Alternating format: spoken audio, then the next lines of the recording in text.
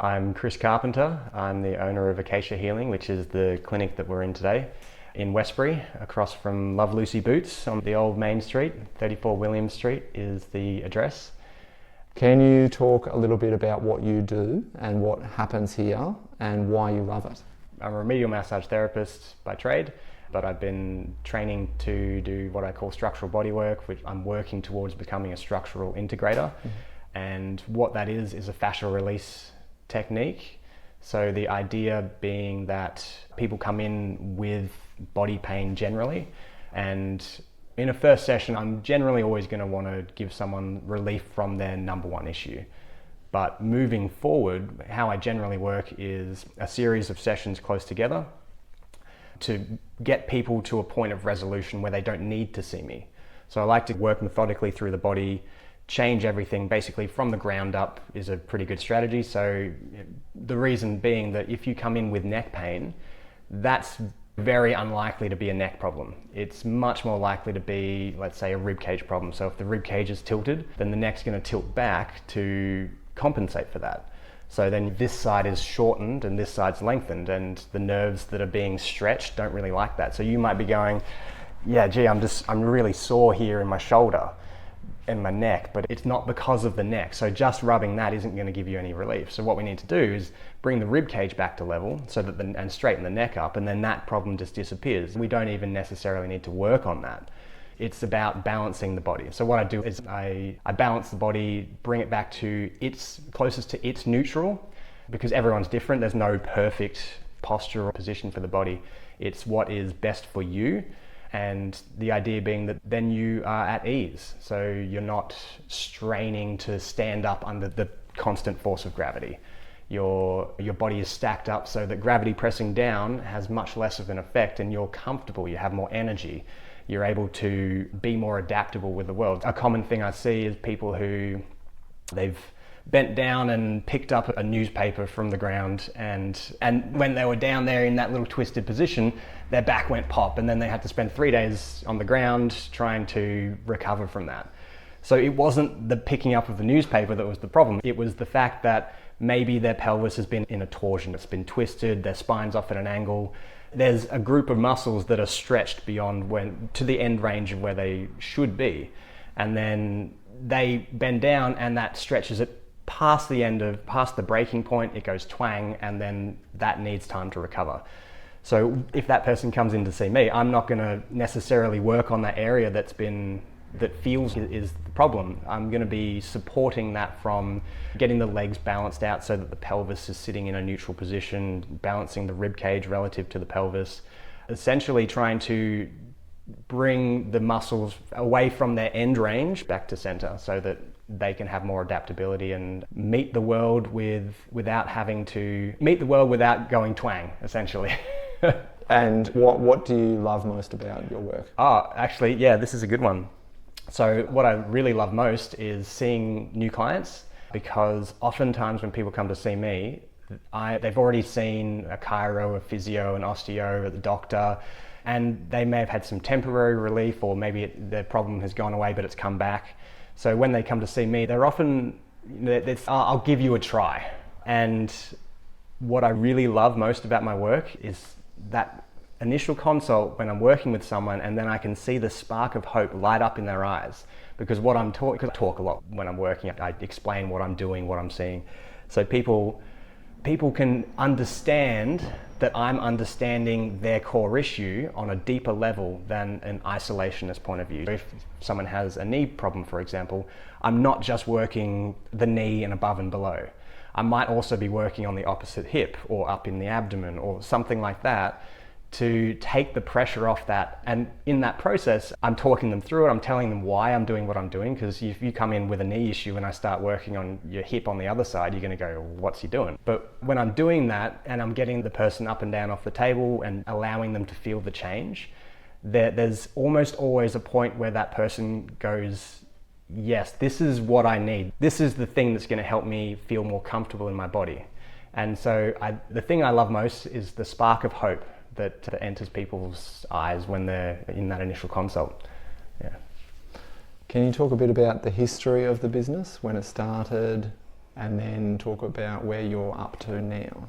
Sure. So I founded Acacia Healing in 2019. So I moved to Deloraine at the beginning of 2019 and started the business up.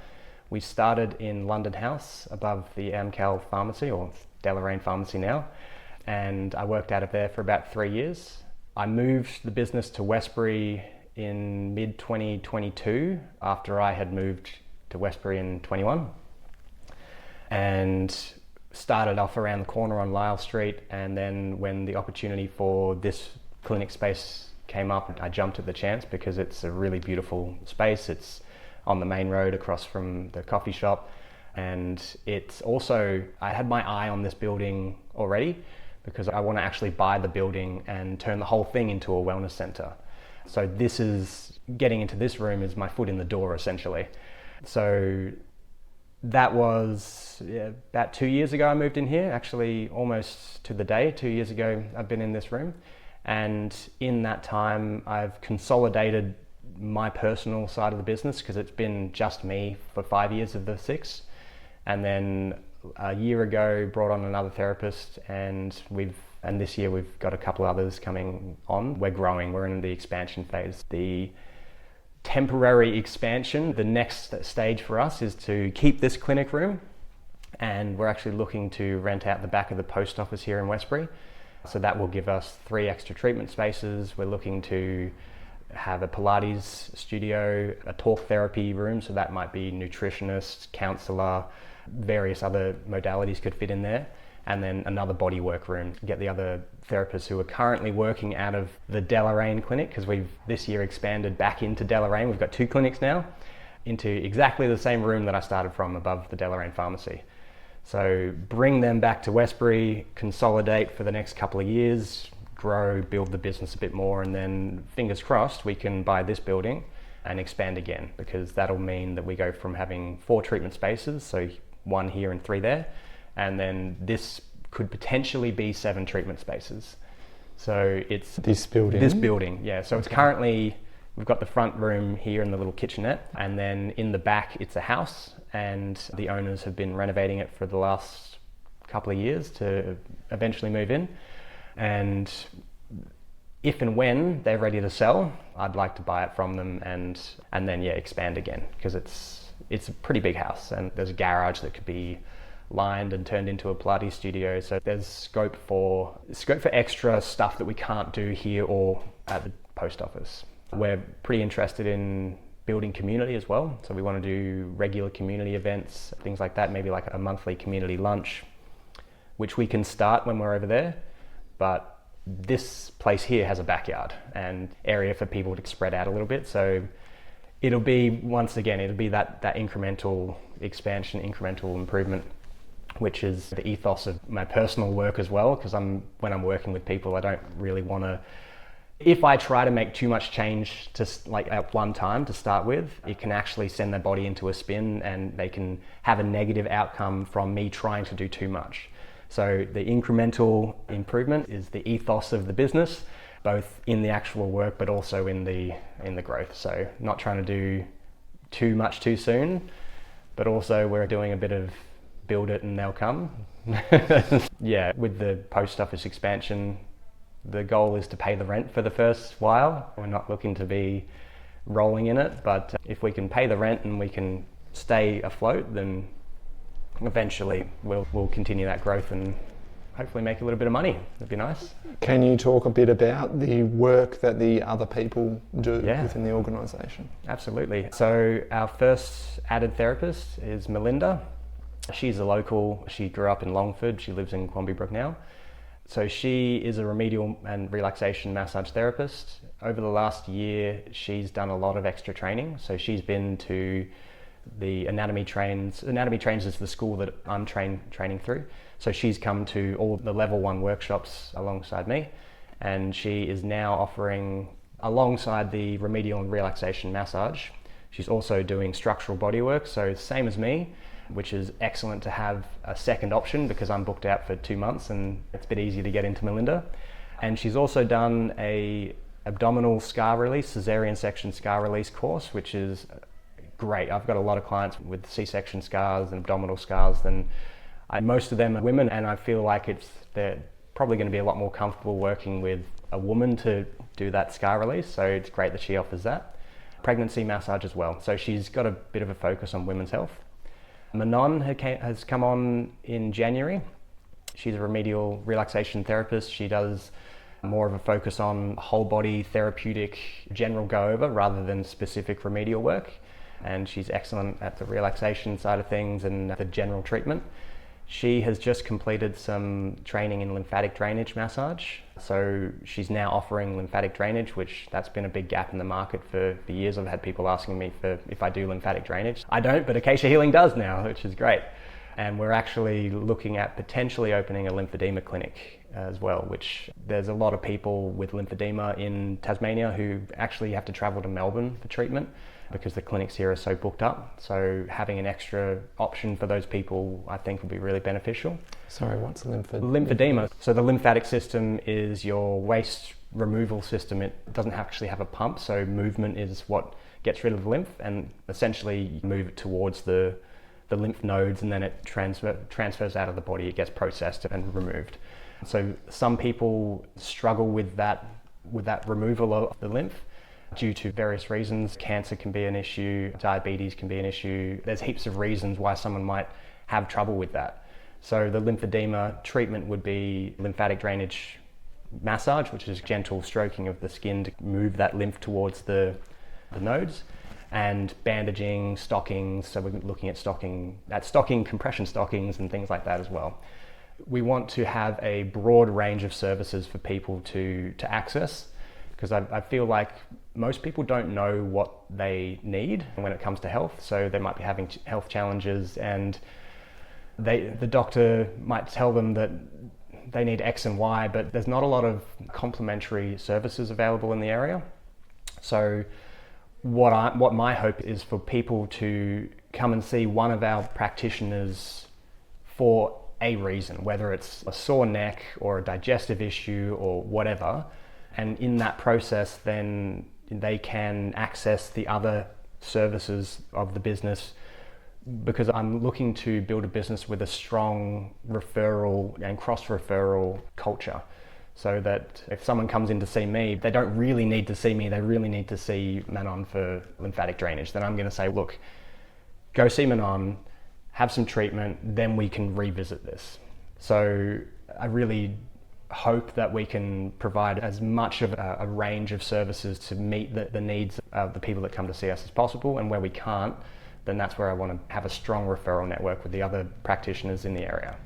So the last practitioner that we have on the books, or who's about to start, is my wife Jessica, and she's a clinical herbalist, and she's been training with master herbalist Sandra Parker in Deloraine, and she's excellent. The feedback she's been getting from her clinical patients, clients, has been really positive. She's got great bedside manner. She's very knowledgeable, very thoughtful, very, very compassionate person. So having her on the team offering the clinical herbal consults is going to be of huge benefit. Looking forward to her starting within the next couple of weeks. Yeah.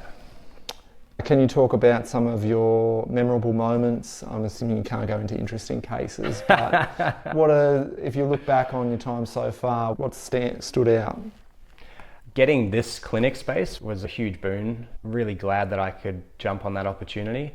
It really made the idea of the wellness centre real, whereas up until the point where I moved into this room, it was a bit nebulous. It was a bit like, oh, look, maybe one day I'd like to. Whereas as soon as I got the foot into this door, it was like, hey, this is happening, we're growing, we're expanding, it's gonna happen. Even if it's been 2 years we've been in here and we're just starting now, that was a switch for me mentally, and I felt like that was a bit of a turning point in the business. COVID was interesting times, for obvious reasons. Being told I'm not allowed to work, and then a couple of weeks later they switched it up, so then I was able to come back to work, and just working whilst everyone was at home, just hiding away. It felt like I was doing my part for helping the community, because there were a lot of people who, when I went into lockdown, there were a lot of people who were pretty upset about that, because My business is helping people with their pain, and if we're in the treatment process and that just immediately cuts off, it's really hard. There's a lot of people who are struggling with that. So when I came back to work, it was, oh great, I'm glad you're back. I've been lying on my back with my legs up on the couch for a week because my back's so bad, things like that. Other memorable moments. To be honest, it's been pretty cruisy. There haven't been any major upheavals. So yeah, apart from moving the clinic, those were the main things that were memorable for me.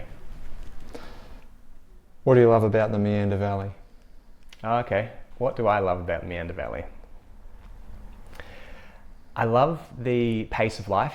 I moved here after I had been living in Brisbane, and I wasn't really enjoying that faster paced life and the disconnection that comes with being surrounded by people, but because there's so many people, you never get to know that many of them. Whereas now, coming into the Meander Valley, I've been here 6 years and I can't walk down the street without raising a hand and saying hello to someone or stopping to have a chat, which is awesome. I love the connection to the community. I love the weather.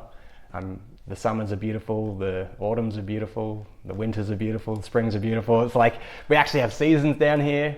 I love the opportunity of bringing a service like this to Tasmania, because as far as I'm aware, I was the first person to do this sort of work down here.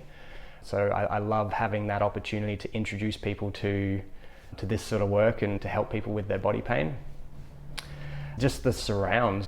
When I first moved here, I remember just driving down the highway and my jaw was dropped open with the beauty of the place. It was amazing. And I remember when I moved here, I thought, I'm never gonna take this for granted. So every time I'm out driving, I look around and I admire the mountains and the landscapes and the farms, the rolling green fields. I think the landscape is just absolutely stunning here. So just being surrounded by that constantly. A place where people come to be a tourist is like a great place to live because you're in it, right? You get to be surrounded by that all the time. And I think that there is the trap of that losing its specialness. But I've traveled, not all over the world, but I've been to a chunk of countries and been around the place, and Tassie's the most beautiful place I've been and the most consistently beautiful throughout. So I really appreciate the natural beauty.